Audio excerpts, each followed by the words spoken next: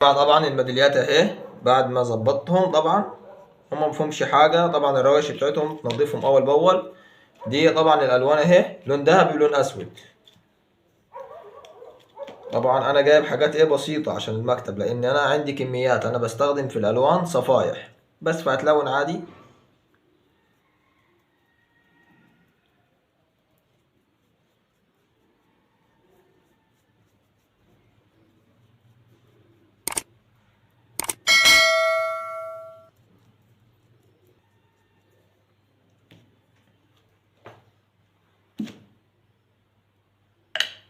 بوليستر كتيرة بتلزق معاك وهتجرفك، وهتعمل ايه، هتعمل طبقة زفارة.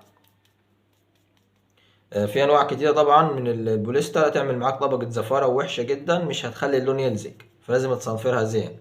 بس انا البوليستر اللي شغال بيه نظيف جدا طبعا، ما بيعملش تلزيق ولا اي حاجة، ولا بيعمل معايا اي تطبيع. طبعا الالوان موجودة، اي حاجة موجودة. انا بسهل عليك ايه، بسهل عليك كل حاجة. بس يا جماعة طبعا فبننشف. بس بعد كده هنسيبوهم في حركة ساعتين ينشفوا. بعد كده ايه هاجي هجزعهم باللون ايه المذهب الذهبي ده. طبعا ما نشفوا، طبعا سيبناهم شوية نشفوا زين، نشفوا يعني. فطبعا ده اللون الذهبي ودي الاسفنجة، ودي الاسفنجة. الاسفنجة ما تنفعش تبقى متساوية. هتقولي ليه؟ اقول لك كده.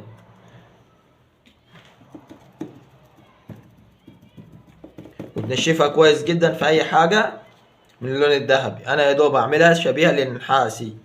هتمسك الميدالية بتاعتك كده من الحروف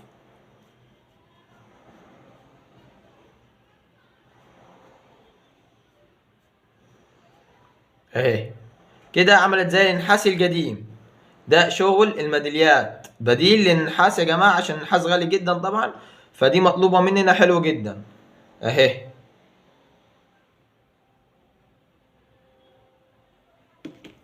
طبعا شغل الميداليات ده حلو جدا اهي.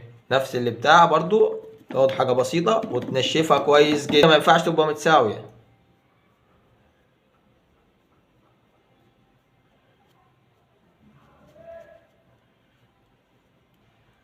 اهي يا جماعة اهي.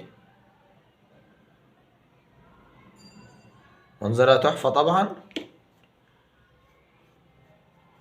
تعمل الاحراف وهتعمل كله، متخليش حتة ما اتعملتش. بس اهم حاجة تنشف الاسفنجة وما تكونش متساوية، لانها لو متساوية مش هتطلع الشغل ده. هسيبها برضو شوية تنشف، وبعد كده نيجي نركبوا الحلقة. هنسيبوها شوية تنشف عشان نركبوا الحلقة. بس طبعا بعد ما نشفوا هما، طبعا منظرها تحفة جدا. طبعا الميدالية دي، السلسلة دي اهي، الحلقة بتاعت الميدالية، ودي أهم حاجة. بعد كده تفتحها.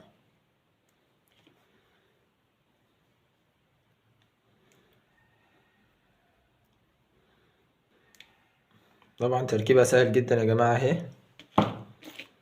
بس وبعد كده هتركب الشنكل فيها.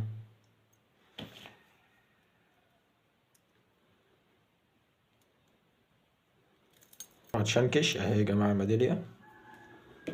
الميدالية بقت تحفة فنية طبعا، ونفس الايه، نفس الوضع التانية برضه اهي.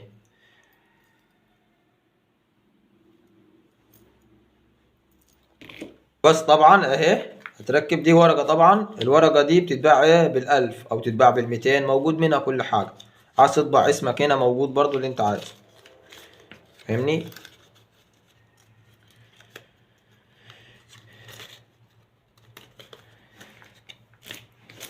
اهي طبعا بالكيسة بتاعتها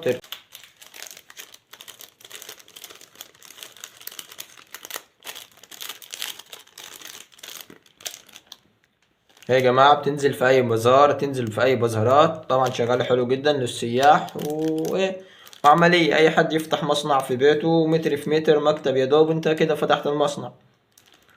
موجودة كل حاجة طبعا، من الأكياس من الكروتة، كل حاجة موجودة.